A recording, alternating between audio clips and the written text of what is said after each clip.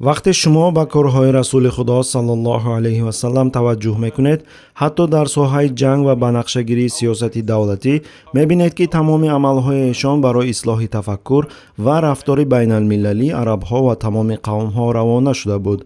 تا آن زمان امپریاها هنگام جنگ و اشغال زمینها بدترین صفتهای بشری را نشان میدادند، اما پیامبر صلی الله علیه و سلم و مسلمانان حتی در جنگها اخلاق عالی را ظاهر میکردند. مثلا وقتی اسیر میگرفتند مشاهده کردیم که چگونه با آنها رفتار میکردند و در بهترین شرایط مدینه نگاه بین میکردند بدون آزار و تحقیر. بعضی از اسیران را رسول خدا صلی الله علیه و سلم آزاد کردند، تنها از آن جهت که آنها فقیر بودند و کسی برای آنها فدیه نمی پرداخت.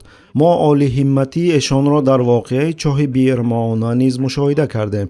وقتی عمرو ابن امیه زمری نزد پیامبر آمد و گفت من 2 نفر از بنو عامر را قتل کردم، پیامبر صلی الله علیه و سلم به عامر ابن طفیل به قاتل 70 دعوتگران اسلامی فدیه دادند، زیرا کشتن آن 2 نفر از آنها غیر قانونی بود. به هر عملی که در سیرت رسول خدا صلی الله علیه و سلم نگریم، همه جا عالی همتی و اخلاق بزرگ را مشاهده میکنیم.